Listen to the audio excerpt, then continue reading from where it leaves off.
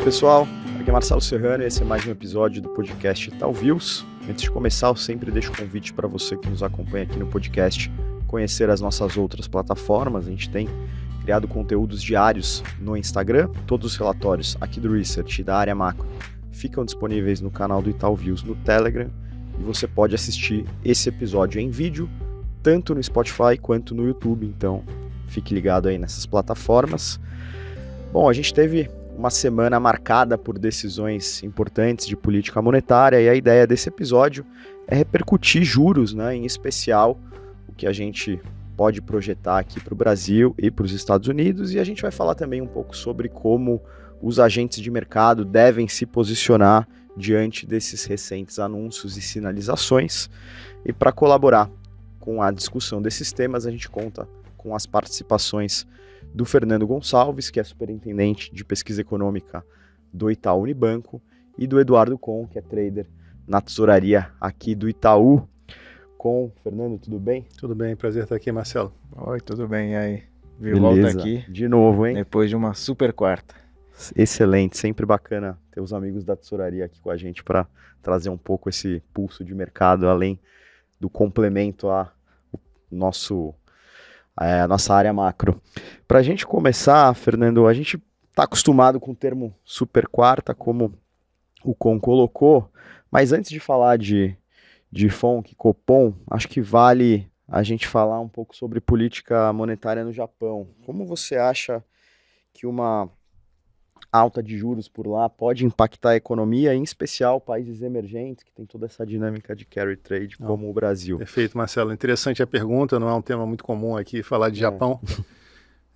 A gente teve aí essa alta feita pelo BOJ, pelo Banco Central do Japão, e colocou os juros em 0,25%, que é o nível mais alto aí desde 2008. Também anunciou um plano de quantitative tightening, né, de aperto quantitativo.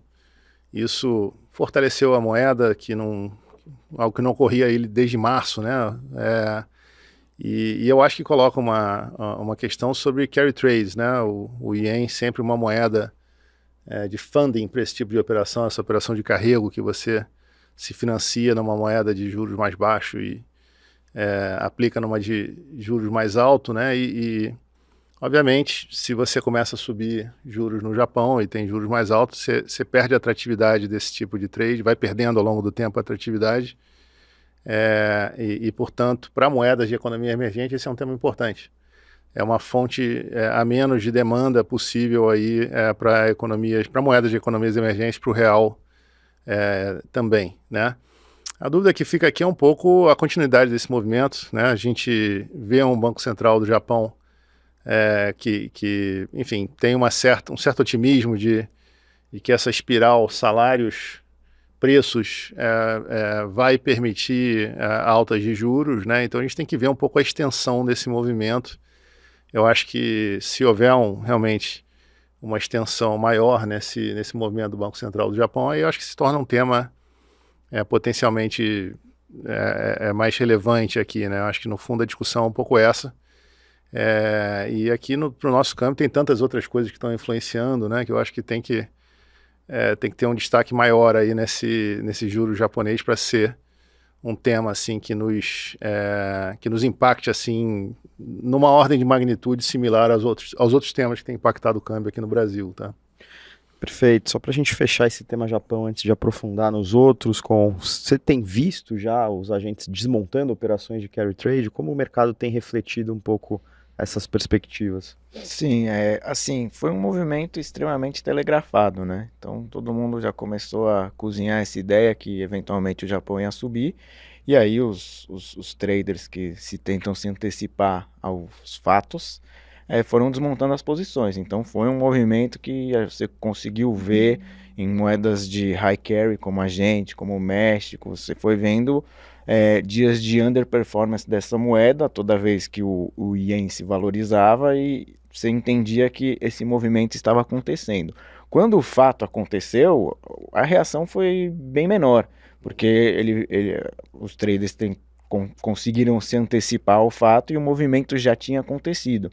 Então, eu acho que, como o Fernando falou, é um tema, mas eu acho que ele passa a ser menos tema daqui para frente, né? Você já vai colocando isso na conta, os agentes que ainda quiserem fazer o play de carry trade vão eventualmente procurar outra moeda funding, a libra esterlina, alguma coisa, alguma moeda que está com um funding barato. Mas a história de carry trade também vem sofrendo pelo fato das commodities estarem caindo. Então, normalmente, as moedas que têm high carry são exportadores de commodity, e aí quando as commodities caem, elas também deixam de ser atrativas. Então, foi um movimento que combinou esse fato do hike no Japão com uma sessão não tão boa de commodities. Então, foi um movimento que aconteceu ao longo desse mês, eu diria. Perfeito. Esse tema pode não ser protagonista, mas com certeza o grande protagonista é juros nos Estados Unidos, né? A gente viu o Banco Central americano abrindo portas para cortes já em setembro, que já era de alguma maneira esperado pelo mercado.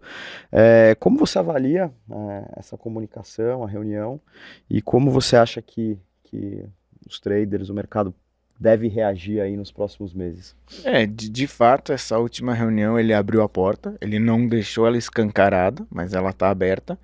O mercado já precifica isso, a curva já precifica 29 bases de corte em setembro, o mercado já está com quase 75 bases de corte aí no ciclo, então o mercado já foi para essa possibilidade como quase concreta, eu diria, tá? A reação nos mercados tem sido até que tímida, eu diria, mas eu acho que muito dessa timidez deve ser ao fato que a porta não está escancarada. Então, por exemplo, se a gente começar a ver dados piores que eu digo mais fortes nos Estados Unidos, sejam de atividade ou de inflação, essa possibilidade de setembro pode ser adiada para mais para frente. E aí o mercado vai se frustrar de novo, como ele já se frustrou N vezes com o Fed. Então, eu acho que a timidez deve-se a isso. Se ele tivesse escancarado e garantido que era em setembro e done deal, talvez a reação seria mais forte. Não foi o caso. No Brasil, a reação ainda é um pouco mais tímida, mas aí é por conta das nossas idiosincrasias, né? A gente tem alguns problemas aí para endereçar, mas e depois a gente fala de Copom também para ficar mais em cima do tema Juros Brasil. Perfeito. E no campo de pesquisa macro aqui, Fernando, como que a gente está projetando os juros nos Estados Unidos e essa decisão, de alguma maneira, mexeu nas projeções que vocês tinham? Olha, não, tá? A gente está projetando 2 cortes de juros esse ano e 3 no ano que vem, então terminaria esse ano aí com juros entre 4,75 e 5, no ano que vem terminaria entre 4 e 4,25. A gente já tinha isso. A gente achou que o comunicado, ele basicamente manteve um guidance mais dovish, um guidance de corte de juros, mudou o linguajar um pouco, tinha lá basicamente uma frase que dizia que o comitê estava muito atento à inflação, muito atento, né, com essa expressão, muito atento à inflação, e agora está atento aos dois lados do seu mandato, quer dizer, a inflação e a atividade econômica, sugerindo que aumentou um pouco a ênfase nesses dados de atividade econômica mais fraca, então fica um pouco mais dovish.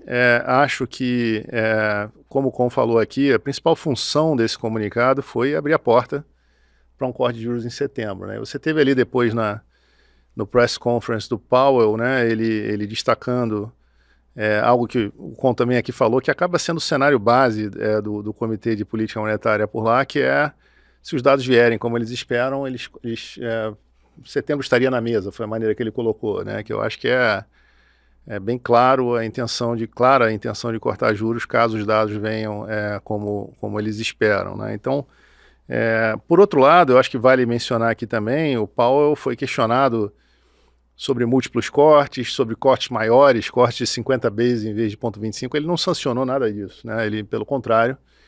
Então, eu acho que o cenário que se avizinha, o cenário que é mais provável, que bate com o cenário que nós já tínhamos, é um cenário de cortes começando em setembro, mas graduais. Então a gente tem, por exemplo, uma visão que corta em setembro, depois pula uma reunião, corta em dezembro, no ano que vem você teria 3 cortes apenas, Então, o cenário de cortes começando em setembro, mas de maneira bem gradual. Eu acho que o comunicado foi nessa linha, era o que a gente já tinha no cenário, então a gente não fez nenhuma alteração, Marcelo. Perfeito. Falando de Brasil, acho que zero surpresas, né? A taxa, a manutenção da taxa, mas como a comunicação do Copom nos ajuda de alguma forma a projetar aí os próximos passos? Olha, eu diria que teve zero surpresa na decisão, mas o comunicado em si, Foi surpreendente. eu acho que foi surpreendente. Acho que o mercado não esperava o tom do comunicado como foi, tá? Eu acho que foi um tom bastante ameno, num contexto que você tem expectativas bastante desancoradas, não colocou nenhuma assimetria no balanço de riscos de forma explícita, né? Ele até adicionou um risco, né, altista, então você teve, na contagem de riscos altistas e baixistas, ficou 3-2, você tem 3 riscos para cima e 2 para baixo. Os riscos para cima são de expectativas de inflação ficarem desancoradas aí por um período mais prolongado, né? Elas já estão bastante desancoradas por um período bastante prolongado, né? Mas seria mais prolongado ainda.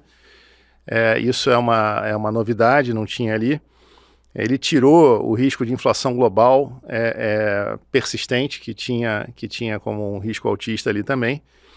Manteve uma visão de um risco altista ali ligado à resiliência da inflação de serviços e finalmente colocou um risco ligado a câmbio, falando que pode haver uma combinação de políticas econômicas que gerem um câmbio persistentemente mais desvalorizado, né? E do lado de riscos baixistas, ele manteve desaceleração global mais acentuada do que o esperado e manteve também um aperto monetário, podendo ter um impacto desinflacionário maior do que o esperado, quer dizer, não teve mudança do lado baixista, teve do lado altista, e alguns interpretaram esse 3-2 aí como uma indicação de assimetria. Eu acredito que se o Banco Central quisesse passar uma mensagem de assimetria, basta escrever, né? Você escreve ali que é assimétrico. Então, em outros momentos, né, outros comunicados, você teve números diferentes ali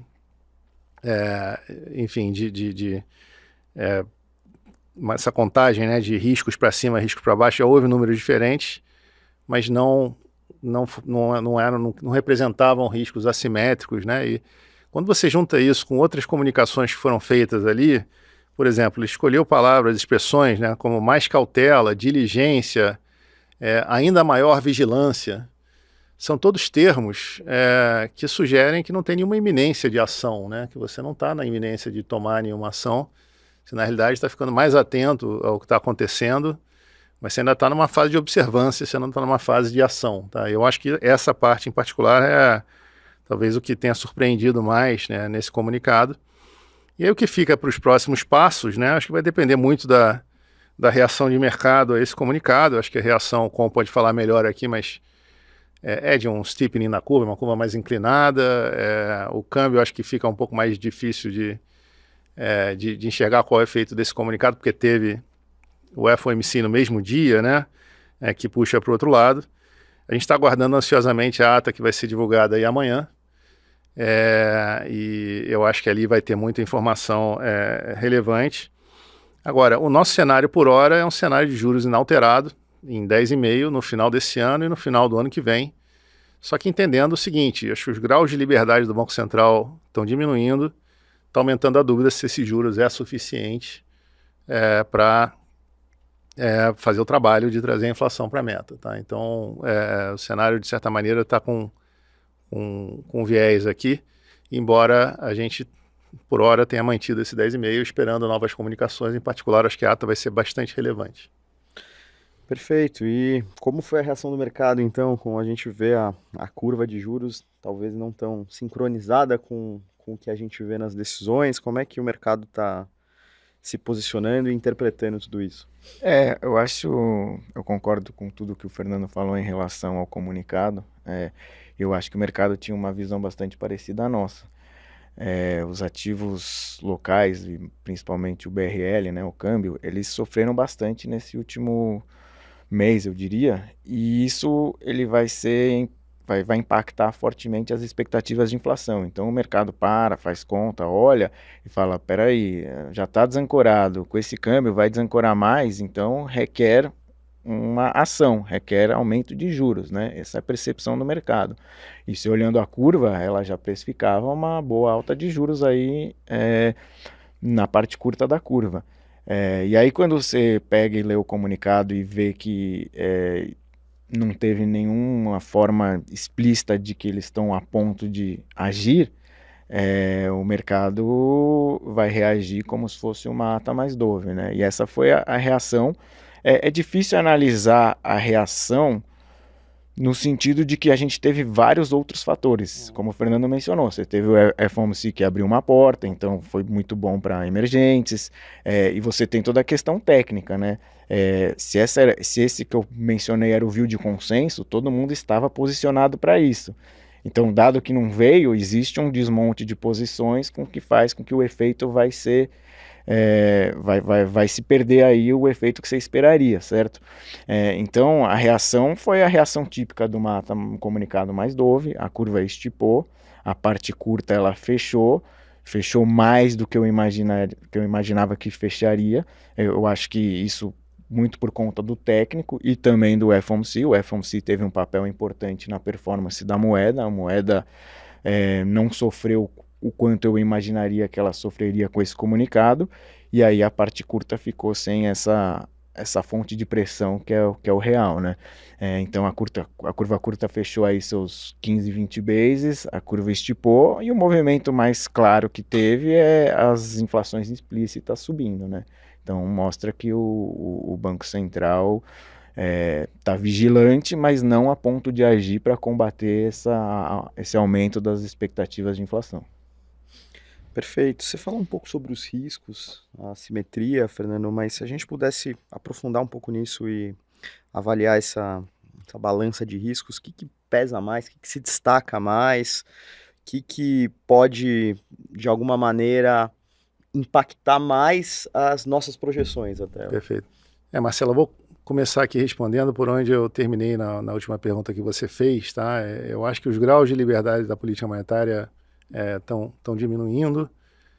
Você tem expectativas de inflação desancoradas. O Com aqui mencionou, né, que o último comunicado não vai ajudar a segurar isso, né? A gente tem que esperar novas comunicações do Banco Central.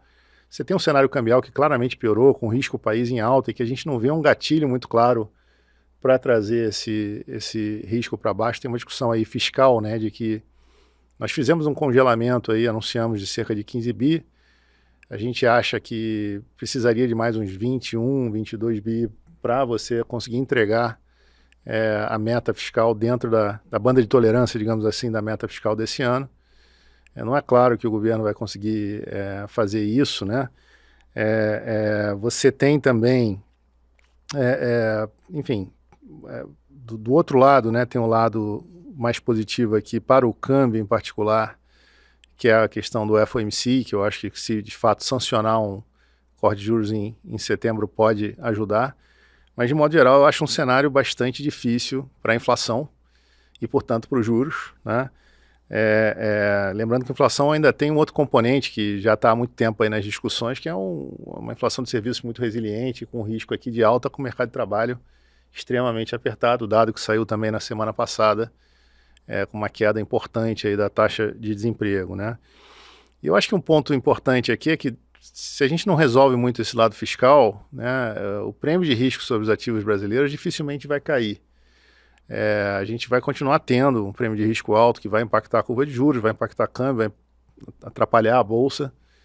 E a gente está, de novo, com dificuldade de ver assim, um grande trigger. Eu acho que grandes anúncios de corte, não sei se são esse trigger, se esse gatilho. Eu acho que o gatilho é o governo entregando realmente algum ajuste, né? Então, nesse sentido, tá, acho que tende a continuar com prêmios de risco elevados, com notícias, obviamente, influenciando os mercados, mas qualitativamente falando, um ambiente diferente do que o que a gente tinha alguns meses atrás, em que o risco país estava baixíssimo, por exemplo, né?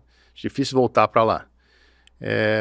Acho que do lado positivo aqui, a gente está tendo atividade econômica um pouco mais forte, né? Em particular o PIB do segundo trimestre, está com uma cara boa, né? Talvez nos leve a ter que revisar o nosso número aí de 2,3% de crescimento para cima. Você tem também o Rio Grande do Sul, que, apesar da grande calamidade que houve, teve uma grande queda de atividade em maio, mas uma recuperação muito forte a partir de junho, e que para o ano como um todo não deve impactar negativamente de forma substancial o PIB. A gente não tem mais um viés de revisar o PIB para baixo. Teve um momento que tínhamos esse viés, né, no auge da calamidade. Então acho que esse é o lado positivo aí, tá? Então acabei fazendo aqui um panorama do cenário como um todo, tá? Eu acho que o que a gente tem que ficar de olho aqui como possíveis gatilhos não vai escapar de temas fiscais, né? Certo. Tema, inclusive, que a gente vai falar com bastante profundidade no próximo episódio. Para a gente fechar acho que o ouvinte que ficou até o final nesse episódio, que tem uma discussão mais técnica, ele tem aquele perfil mais de trader, né? Então, como eu sempre faço quando a gente tem convidados da tesouraria, eu queria tentar entender como que toda essa discussão que a gente trouxe hoje se reflete em trade ideas, né? Que posições vocês estão olhando aí, se a gente pensar num horizonte de curto e médio prazo, e principalmente olhando moedas e juros. Olha, tá um ano bem difícil, tá bem complicado, então colocar um trade idea aqui que vai ganhar dinheiro não é uma promessa muito que eu consigo cumprir aqui no momento, mas brincadeiras à parte, eu acho que o trade de juros aqui ele é muito dependente do trade de câmbio, ou seja, o Banco Central deixou bastante claro que vai ficar vigilante, ele deixou explícito a questão do câmbio, então para ele, no meu entender, para ele não ter que agir, a gente precisa ver o câmbio dar uma voltada. Então eu não consigo fazer nenhum trade aplicado de juros antes de ver esse câmbio acalmar. Pode ser que esse câmbio comece a acalmar por conta desse movimento que o FOMC começou, né? Começou, que eu digo, abriu a porta, tem que consolidar, tem que entregar, tem que melhorar a história de carry trade, né? O Japão, como a gente falou no começo, tem que parar de atrapalhar, as commodities tem que também dar uma acalmada, parar de atrapalhar. Aí o trade de juros é interessante, tem prêmio, como eu falei, a curva já precifica bastante alta. Se ele não precisar subir, você tem um bom prêmio para coletar. Mas, particularmente, eu prefiro um trade um pouco mais seguro, mais pé no chão. Então, dada essa postura que a gente viu nesse comunicado do Banco Central, eu tenderia a falar, não sei se eu posso falar, tem que esperar ler a ata, ver se é isso mesmo, que eles estão um pouco mais lenientes em relação à inflação. Vamos chamar, ele tá um pouco apostando, ele falou, olha, mais risco, né? Tá tomando um risco aqui, deixa eu ver, deixa eu esperar, ver se o dólar volta e voltam as expectativas de inflação e aí eu não preciso subir, é uma aposta, ele tá apostando nesse cenário, então eu apostaria num cenário contrário, que seria comprado em break-even inflation, né, nas implícitas, achando que tem alguma coisa aí para coletar, dada essa postura. Mas, de novo, se ele acertar o cenário, eu vou perder nesse trade. Então, a gente aqui, eu diria que a gente está em um crossroads, está bem difícil, acho que não tem nenhuma grande convicção no mercado, e acho que isso também você consegue ver, dado as apostas que os outros players têm tido, é tudo muito pequeno, pessoal sem muita convicção, tá bem complicado o cenário, o ano foi muito difícil, a gente teve momentos que parecia que ia acontecer uma coisa, aí os dados não corroboravam e vice-versa, então tá bem difícil de ter alguma grande convicção, mas por hora, seria uma completa reação à leitura desse comunicado, eu ficaria long break-even inflation aqui no Brasil. Bacana, acho que a gente conseguiu concluir bem a discussão desse tema. Então, eu queria, antes de concluir, agradecer as participações do Fernando e do Con nesse episódio. Valeu, pessoal. Prazer. Obrigado, até a próxima.